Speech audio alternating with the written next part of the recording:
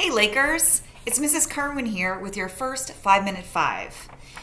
Today's 5 books are the dystopian genre. What is dystopian? It's actually a type of science fiction novel because these books are set in the future. You may have heard the word utopia or utopian. Utopian means perfect society. Dystopian is an antonym of utopian. It means the exact opposite. So in a dystopian novel, society is actually the opposite of perfect. It might seem good at first on the surface, but usually the main characters find out that there's something bad going on. They're trying to be controlled by society, and the main character undercovers all those secrets. So today I'm going to be starting my dystopian book talk with the one that basically started the whole trend, which is The Hunger Games by Suzanne Collins. So here we go. The Hunger Games. The Hunger Games. Ritual, punishment, death. Only one can survive. It's the day of the reaping, an annual ritual, an annual punishment, an annual reminder that rebelling against a capital is futile. This afternoon, all the residents of Panem will gather at the town square of each of its 12 districts to watch the drawing. The names of all the children in each district between the ages of 12 and 18 have been put into large bowls filled with slips of paper. One boy's name will be drawn and one girl's. They will represent their district in the Hunger Games. All 24 will be trained for a week, then herded into an arena where they'll be forced to fight to the death as the entire population watches on live television. The winner is the last person left alive. Katniss is from District 12, the smallest and the most distant from the capital. She's 16 and the sole support of her mother and younger sister. She hunts for food to feed them and to barter at the market for soap or salt or clothing. That afternoon, she doesn't hear her own name being called, but her little sister. Her little sister Prim is only 12, and this is her first Hunger Games. And as gentle and fragile as she is, she won't live long. She won't fight even if she knows how. Katniss immediately fights her way through the crowd and volunteers to take Prim's place. She would be part of this year's Hunger Games. The boy's name is drawn, and Peeta, the baker's son, walks towards the stage, his face emotionless, stunned. He doesn't look like he's ever missed a meal, muscular and strong. Everyone in the town likes him, even Katniss. He helped her once, long ago, when she was alone and desperate. She's never forgotten, and from the looks he's giving her, he hasn't forgotten either. In another world, they may have been friends or more. But in this world, they have to be enemies, prepared to kill each other. In the Hunger Games, there is only one winner. Okay, so the next one I'm going to be talking about is The House of the Scorpion. It's by Nancy Farmer, won a bunch of awards, as you can see. And I would consider this like a mix-up between Breaking Bad and The Hunger Games, okay? So welcome to the future, where drug lords have power and control over large regions of the world. Human cloning has been successful, and many clones have been created. These clones are very much like humans.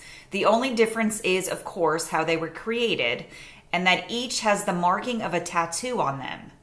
This is how the rest of the world is able to identify the humans from the non-humans. Clones have no rights. They cannot vote, own land, get an education, get medical treatment, and anything like that. To many humans in this society, clones are worse than filthy, disgusting animals, and this is how they treat them. Matt, the main character, is a clone. In the beginning of a story, he's completely unaware of this fact. He's raised by a kind woman named Cecilia who cares for him. He does not understand why he must play inside all the time, and he's never interacted with other children. When Matt is introduced to the world, he's met with anger and hostility and hate, and he's completely dumbfounded. He doesn't understand. El Patron is kind to Matt, but he's a drug lord who has great power and wealth. When Matt discovers the real reason for his creation, he's terrified. Read The House of the Scorpion to learn about Matt's story and uncover the frightening truths about this world. All right, next up, very popular book, The Maze Runner. It's by James Dashner. So there's this kid who wakes up in an elevator with no memory of his past other than the fact that his name is Thomas. When the elevator doors open, he's pulled into a huge field called the Glade by a bunch of teenage boys who also have no memories besides what they should be called. They're all sharing a strange vocabulary. They capitalize words to make them special, and they don't understand why they're there. Thomas gradually discovers that the Glade is run by two boys, Albie and Newt, who maintain order by enforcing strict rules and keep all of the boys busy harvesting food and stuff. This is important because outside the Glade is something called the Maze, which is a terrifying place. It's like a maze of high walls with ivy and houses that have these crazy creature called grievers that patrol it. They're very dangerous. They're all stuck there trying to solve the maze to see if they can get out. Then a day after Thomas arrives, a girl's delivered through the elevator into the Glade. The boys are totally stunned and perplexed because she's the only one that is there that's female. Unlike each of the boys, she shows up mumbling strange words and then goes into a coma. To make matters worse, her arrival triggers everything in the Glade to change. The sun disappears.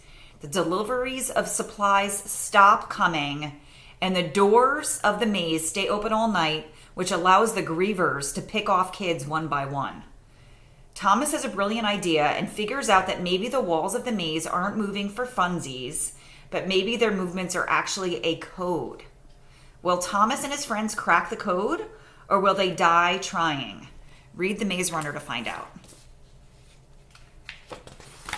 The next book I'm going to talk about is the book called Uglies by Scott Westerfeld. It's the first book in a trilogy. It introduces us to a world where perfection is only a surgery away. So the main character, Tally, she's so excited for her 16th birthday. Her best friend, Paris, has his birthday a few months earlier, and she can't wait to see him again. You see, on one's 16th birthday, everyone in Tally's world turns into something called a pretty and enters a realm of parties, happiness, and fun. Ugly people just are not allowed to be in this realm, and so Tally is counting the days until she can join her friends and family. But Tally is not a patient girl. After sneaking in to see Paris in his new home, she barely manages to escape detection on her way out. She does, however, meet a new friend along the way. Shay, too, is awaiting her 16th birthday, but unlike Tally, she doesn't want to become pretty.